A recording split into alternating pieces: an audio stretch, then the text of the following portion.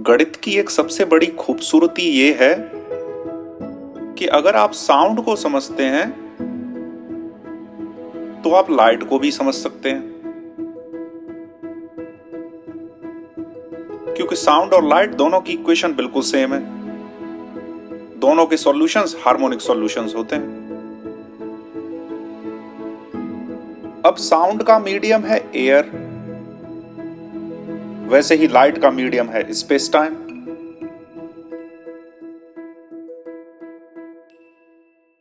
जो effect vacuum का sound के ऊपर होता है, सेम वही इफेक्ट ब्लैक होल का लाइट पे होता है। जिन प्रॉब्लम्स का सामना हवा में साउंड की स्पीड से तेज उड़ने पे होगा, उन्हीं प्रॉब्लम्स का सामना स्पेस टाइम में लाइट की स्पीड से तेज चलने पे होगा।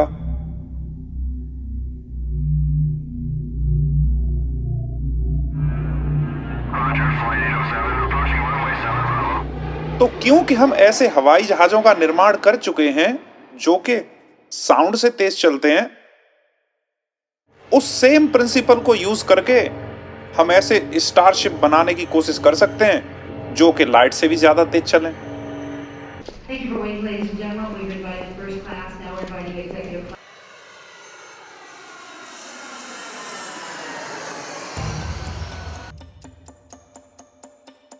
आज की डेट में सारे सिविल एयरक्राफ्ट कैसे फ्लाई होते हैं? लोग बोलेंगे कि पीछे से जेट निकलती है और वो जेट आगे धक्का मारती है, और उस धक्के की वजह से जब एयरक्राफ्ट आगे बढ़ता है तो विंग लिफ्ट जनरेट कर देती है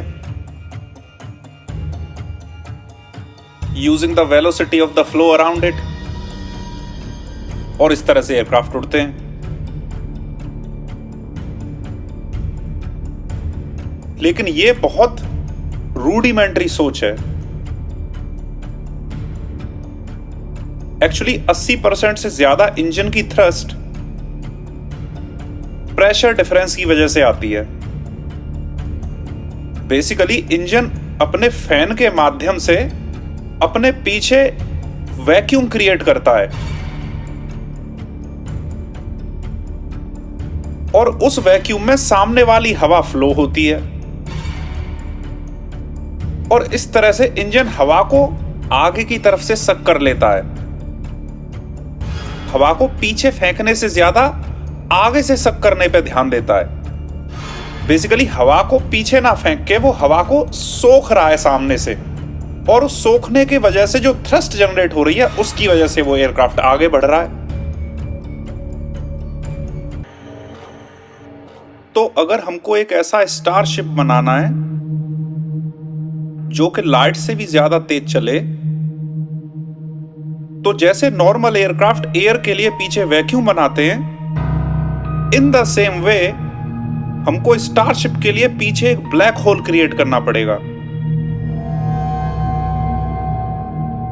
क्योंकि वैक्यूम का जो असर एयर पे आता है, ब्लैक होल का वही असर स्पेस टाइम पे आता है। तो एयरक्राफ्ट के पीछे अगर एक ब्लैक होल क्रिएट कर देते हैं तो ब्लैक होल एयरक्राफ्ट के सामने से स्पेस टाइम को सक कर लेगा लाइट की स्पीड से, और उसकी वजह से एयरक्राफ्ट लाइट की स्पीड से तेज भागेगा।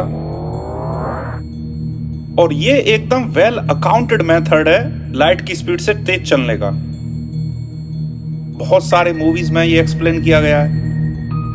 तो लाइट से अगर तेज चलना है तो एयरक्राफ्ट के पीछे हमें एक ऐसा मैकेनिज्म क्रिएट करना पड़ेगा जो कि स्पेस टाइम को अपने अंदर सक कर सके। तो बेसिकली एयरक्राफ्ट को आगे बढ़ाने की जगह पे हम स्पेस टाइम को पीछे खींच रहे हैं, और इस प्रॉपर्टी को यूटिलाइज करके हम स्पीड ऑफ लाइट से तेज चल सकते हैं।